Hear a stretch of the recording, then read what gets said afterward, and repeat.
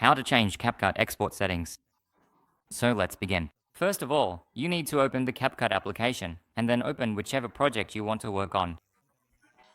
Here, you can see I've opened this project. Now, I want to change its export settings so that the quality of my video improves and I get better results.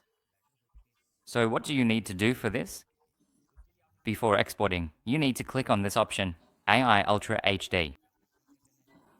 From here, you need to adjust the resolution according to your preference. The recommended one is 1080p.